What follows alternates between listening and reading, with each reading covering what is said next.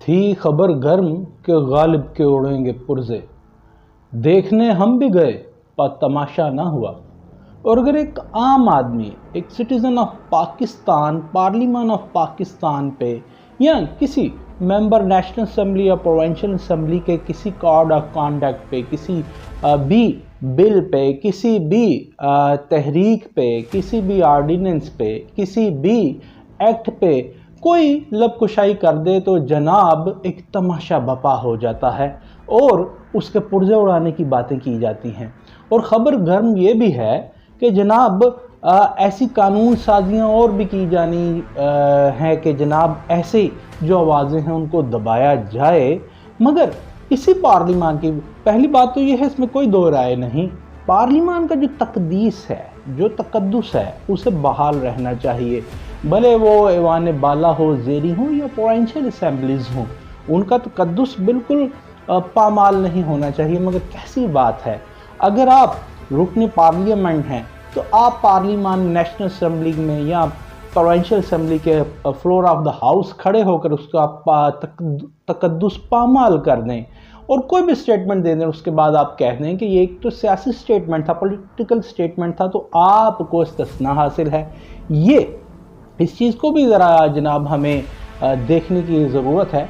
चलें, आम आदमी के लिए तो ऐसा ही है, मगर जो अदालत होती है, तारीख़ इंसानी में जहाँ भी कोई भी माशरे ने नमू पाई है वो अदालतों के निज़ाम से ही पाई है।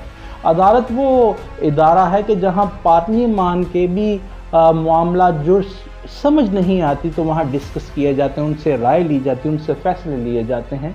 अदालत का ये तकद्दुस है। तो हमारी इस्लामाबाद हाई कोर्ट की अदालत के एक मोअज़्ज़ज़ जज ने, मोहसिन अख्तर कियानी साहब ने, आज एक केस में ये कहा है कि हुकूमत ने अरबों रुपए के 100 से ज़ायद करप्शन केसेस ख़त्म कर दिए हैं और वो बंदे मुल्क से बाहर बैरून मुल्क भी जा चुके हैं। तो अब बग़ैर दांतों वाला नैब भी इंजॉय करें और इनके लोग भी इंजॉय करें। उन्होंने नैब वालों से कहा कि किसी भी केस की को फाइल आप होता है तो उसकी तहकीकात करने से पहले देख लिया कीजिए कि ये आपके दायरे इख्तियार में भी आता है या नहीं। और उन्होंने कहा कि पार्लियामान को बहुत देर बाद समझ आएगी और ये हमारा कहना है कि जब समझ आएगी तब तो जनाब चिड़िया खेत चुग चुकी होगी। अब ये कोई आम आदमी नहीं कह रहा, ये उस इदारे का एक मोअज़्ज़ज़ जज इस्लामाबाद हाई कोर्ट का कह रहा है जो माशरों की नमू पजीरी में, जो माशरों के एक्सेल करने में, जो माशरों के आगे बढ़ने में एक कलीदी हैसियत रखता है, ये वो इदारा कह रहा है। और जहाँ पे कॉन्स्टिट्यूशनल बेंचेस को जनाब बना दिया गया और ये हमें बताया गया कि बर्डन होता है, वहाँ पे किसी ने ये नहीं पूछा कि कॉन्स्टिट्यूशनल बेंचेस में जो जजेस बैठेंगे क्या उनकी कोई अलहदा से ट्रेनिंग कराई जाएगी या उनको कोई अलहदा किताबें पढ़ाई जाएंगी कानून की या कॉन्स्टिट्यूशन की एक्सपर्टीज़ की, जो उनको अलहदा बेंचेस बना दिए गए। अब वो होंगे तो इसी सुप्रीम कोर्ट के जजेस में से ही, तो फिर ऐसा नया क्या है? क्या उनकी कोई अलहदा ट्रेनिंग होगी? क्या वो स्पेशल लोग हैं जो सुप्रीम कोर्ट में दूसरे जजेस बैठे हैं? जिस तरह जस्टिस मंसूर अली शाह साहब ने ये कहा कि फिर हम क्या गैर आइनी हैं? अब ये किसी ने नहीं पूछा। चलें, आपने ये भी एक अमेंडमेंट कर ली आइन में, तो फिर एक अमेंडमेंट ये भी कर लीजिए। शायद ये भी बेहतर हो कि ये जो अदलिया है, आला अदलिया है या जो अदालत उज़्मा है, इनके जजेस सिर्फ येस और नो में फ़ैसला दिया करें।